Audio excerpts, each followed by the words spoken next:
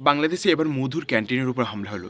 এই ক্যান্টিন যেমন ইংরেজ শাসন দেখেছে, তেমন যখন বাংলাদেশিরা ভাষা আন্দোলন করে, তখন পাকিস্তানিদের বর্বরতাও দেখেছে। আর যার ফলস্বরূপ ওখানে মধুর প্রাণও চলে যায় পাকিস্তানিদের হাতে। আর সেই ক্যান্টিনের উপর হামলা হলো।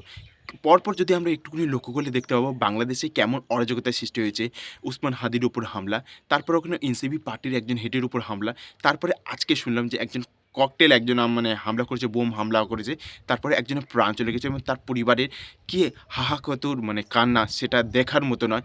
এবং পরপর এরকম অরাজকতা দেখতে পাচ্ছি বাংলাদেশে। আর এই ব্যর্থ প্রশাসনের একটাই শুধু দাবি আছে যে হ্যাঁ, যা কিছু হচ্ছে সব কিছু তোমরা ভারতের উপর ব্লেম করে দাও, সমস্ত সমস্যার সমাধান হয়ে যাবে। কিন্তু আদৌ কি সমস্যার সমাধান হচ্ছে? প্রতিনিয়ত আমরা যখন দেখলাম যে ওসমান হাদির যখন হত্যা হয়ে যায়, তখন বাংলাদেশ কী করলো? যে না, ইন্ডিয়ার উপর পুরো ব্লেম দিয়ে দিল। কী করলো? কত আন্দোলন করলো, আমাদের হাইকমিশনের উপর হামলা করলো। তারপরেও কি সেই সমস্যার সমাধান হলো? তারপরেও আরও লাগাতার এইসব বোম হামলা বা এনসিপি পার্টির উপর হামলা, বা এই যে মধু ক্যান্টিনের মতো এরকম একটা ঐতিহাসিক যারা ভাষা আন্দোলনে বা ইংরেজ আমলের থেকে আছে, তাদের উপর এই প্রকার হামলা হচ্ছে। এবং তারা তাদের কি মানে মানে যে প্রপার যে সাজা দেওয়ার ব্যবস্থা, সেটা কি ঠিকঠাক হচ্ছে? কিছুদিন আগে পর্যন্ত দেখছি যে ওখানে এমন নৃশংস কাজ কখনো শুনেছো? যে হিন্দু সংখ্যালঘু তাদেরকে মারার জন্য তাদের ঘরে পুরো তালা বন্ধ করে দেয়, দেখতে সেই গ্রামে আগুন ধরে দেয়। এমন নৃশংস কাজ কখনো শুনেছো? আর দীপু দাসের কথা তো ছেড়েই দিলাম, যে উগ্র মৌলত্ববাদ যে কী প্রকারে ওখানে বারবারান্ত হয়েছে, সেটা তো মানে সারা বিশ্ব দেখছে। তাই এইসব মানে ফলস্বরূপ যে বাংলাদেশে যে নিজেদের মানে অন্তরে যে প্রবলেম আছে, সেটা তারা নিজেরাই সলভ করতে পারছে না। আর সব কিছুর পিছনে তারা শুধু ভারতকে দেখতে পায়। আর এই যে ইউনূস সরকার, যে ব্যর্থ সরকার, এর আগে আমি দেখেছি যে আওয়ামী লীগ যখন সরকার ছিল, শেখ হাসিনা যখন সরকার ছিল, হ্যাঁ, এমন সংখ্যালঘুর উপর হামলা হয়নি এমন ঘটনা নয়। তখনও হামলা হয়েছে, কিন্তু তখন তার নিরাময় হয়েছে। তখন এতটাও পরিমাণেও অরাজকতা হয়নি, যতটা অরাজকতা এখন হয়েছে। আর এখন তো ওসমান হাদির ভাইও এমন বলছে যে না, ওসমান হাদিকে হত্যাকারী সে মানে ভারতে পালায়নি। যে ওসমান হাদিকে হামলা করেছে সে হচ্ছে ইউনিসেরই একজন মানে কর্মচারী। সে ইউনিসের মদতেই মানে এমন কার্য করেছে।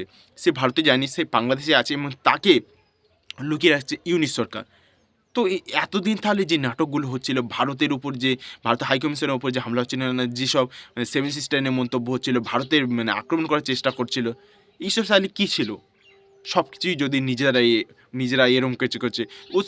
ওসমান হাদির দিক থেকে আমরা দেখতে গেলে দেখতে পাবো ওসমান হাদি প্রচুর পপুলার হয়ে যাচ্ছিল। মানে ক্রমাগত মানে যা পরিমাণ তার বৃদ্ধি দেখা দিয়েছিল, সে হয়তো ওইসব মানে সরকার গঠন করার পক্ষে যেন প্রধান মুখ ছিল। তাকে মানে তার পদ থেকে সরানোর যদি কেউ মানে কারো মোটিভ থাকে, তাহলে কার থাকবে? ইউনিস এবং ইউনিসের মদতদাতা কিছুজন তাদের তো থাকবে। আর তারা সমস্ত কিছু ব্লেম হটিয়ে দিয়ে ভারতের দিকে করে দিয়েছে। আর পাবলিক সেটা খেয়েছে, কিছু কিছু পাবলিক সেটাকে খেয়েছে এবং তারা রাস্তায়ও নেমেছিল। এটাই তাদের মোটিভ ছিল। সব কিছুর পেছনে যে ভারতে দায়ী করছে, হ্যাঁ, যদি ভারত দায়ী থাকতো, ওসমান হাদিকে বললো যে ভারতে মেরেছে এবং কিছু কিছু মিডিয়া তো সেগুলো নিয়ে খুবই লাফালাফি করলো। তো কি তারপরেও কি কোনো ডেটা বা তথ্য দিতে পারলো? না, ওখানে কেউ মানে কোনো মানে ডেটা মানে যে হাই কমিশন বা ওখানে গিয়ে সেনাপ্রধান বা পুলিশ কেউ কোনো ডেটা দেখাতে পারলো না। তাহলে সম্পূর্ণটাই সব কিছু মিথ্যেই ছিল। আর এই যে মানে ব্লেম দিয়ে দিল, ভারত করে দিয়েছিল। হ্যাঁ, এই যে মধু ক্যান্টিনে হামলা বা ওখানে ককটেল হামলা বা হিন্দু সংখ্যালঘু হিন্দুদের উপর হামলা, এইসব যে পরপর পরিস্থিতিগুলো, সব কিছুর পিছনে তো ভারত হতে পারে না। তাহলে যদি বা ভারত হয়, তাহলে তোমাদের ইন্টারনেট যে গভর্নমেন্ট এখন যারা চালাচ্ছে, যাদের যে তদন্ত সংস্থা আছে, তারা তাহলে কী করছে?